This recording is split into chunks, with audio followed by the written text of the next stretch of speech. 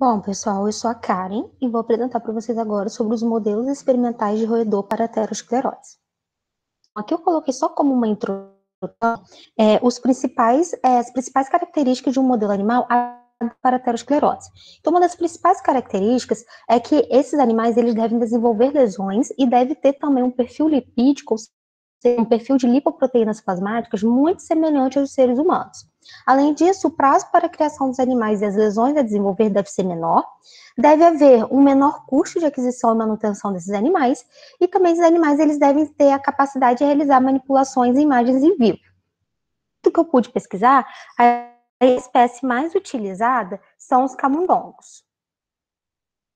Aqui eu coloquei um quadrinho com os principais questionamentos sobre qual modelo de aterosclerose nós devemos usar. Então, toda vez que você fazer uma pesquisa com aterosclerose, você pode se guiar por esse quadrinho e fazer essas perguntas. O mais importante é que as lesões e o perfil de lipoproteínas têm que ser muito semelhante aos seres humanos.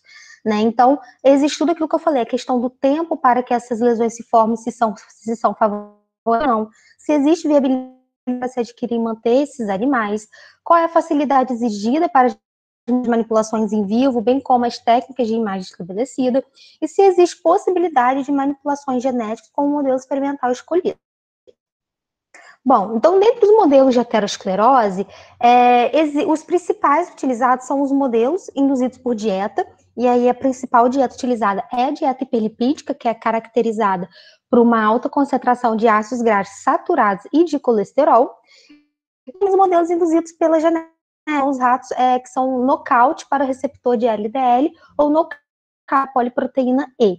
Eu cheguei a olhar que tem outros modelos, eu até vi alguns que são induzidos por fármacos, porém não são muito utilizados, de que a maioria dos estudos, quando eles querem avaliar a aterosclerose, eles utilizam um desses três modelos ou a combinação de um modelo com o outro.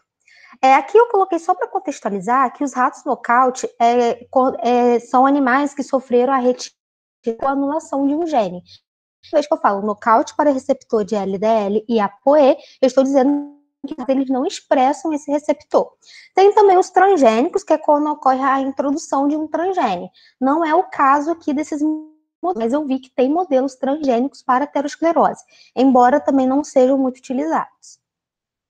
Então, o primeiro modelo, que é o nocaute para o receptor de LDL, ele apresenta algumas vantagens. Ele promove uma hipercolesterolemia, que é bem semelhante aos dos seres humanos, então isso é uma vantagem, né? Porque segue critérios que a gente falou lá no início. Alguns animais, como os camundongos, apresentar o aumento do LDL e IDL sem diferença na relação do HDL, que também é um ponto bom, porque se você está falando de aterosclerose, seria interessante você ter um aumento desse HDL. Então, se você consegue aumentar o perfil de LDL sem alterar HDL, é um ponto positivo. E apresenta as grandes lesões ateroscleróticas com calcificação quando são associados a dietas ricas em gordura saturada e colesterol. Então, é um bom modelo, traz lesões ateroscleróticas sim, no entanto, essas grandes lesões ocorrem somente quando eles são associados ao modelo de dieta. E que isso também é uma vantagem, porque traz, mas também, ao mesmo tempo, é uma desvantagem, porque só o nocaute para o receptor de LDL pode não ser o suficiente para promover essas grandes lesões, né? Se esses animais forem alimentados com ração comercial. Outra desvantagem também é que eles desenvolvem lesões menos avançadas, os nocaute para a ApoE, e o desenvolvimento da aterosclerose é de forma bem lenta e sutil. Então, você tem que avaliar o que você tem para poder fazer esse experimento. Nós temos os ratos, que são nocaute para a poliproteína. Uma vantagem é que os camundongos eles podem apresentar um aumento de 5 a 6 vezes a mais colesterol, né? Então apresentem uma dislipidemia bem favorável. Com 3 meses de idade, eles já começam a desenvolver depósito de células espumosas na aorta e com 15 semanas eles já têm lesões avançadas. Ponto positivo. E as placas aterosclerose são semelhantes aos dos seres humanos, sem a idade de dieta hiperlipídica. E talvez isso seja uma das vantagens dos animais nocaute para a poliproteína E, quando com os nocautes para o receptor de LDL. A principal desvantagem desse modelo é que o perfil lipídico ele é menos próximo da hiperlipidemia humana quando comparados com os knockouts para o receptor de LDL. Aí é só um quadrinho de outros alvos que tem também para o desenvolvimento da esclerose. Então, vocês podem ver que tem vários, tem alguns que são transgene, mas não são todos que são muito utilizados, não. Os mais utilizados mesmo são os nocaute para o ApoE e para o receptor, para a poliproteína E e para o receptor de LDL. E, por fim, a indução por dieta hiperlipídica, né? Que é, como eu falei, é uma dieta rica em gordura saturada e colesterol. Tem como vantagem que é o baixo, né, ele consegue promover uma hiperlipidemia nesses animais. As concentrações de HDL afetadas pela dieta, que é um ponto positivo, né?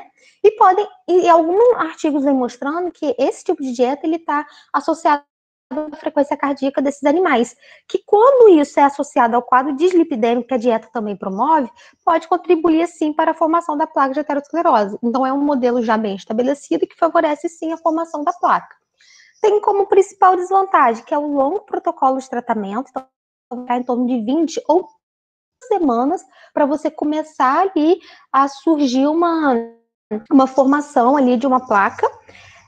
Às vezes precisa de associação com outros modelos geneticamente modificados, então justamente por esses longos de tratamento, muitos estudos eles associam, né? Às vezes associam o nocaute de receptor de LDL com a dieta hiperlipídica, às vezes associam o nocaute de receptor de ApoE com a dieta hiperlipídica. Então, às vezes necessita dessa associação.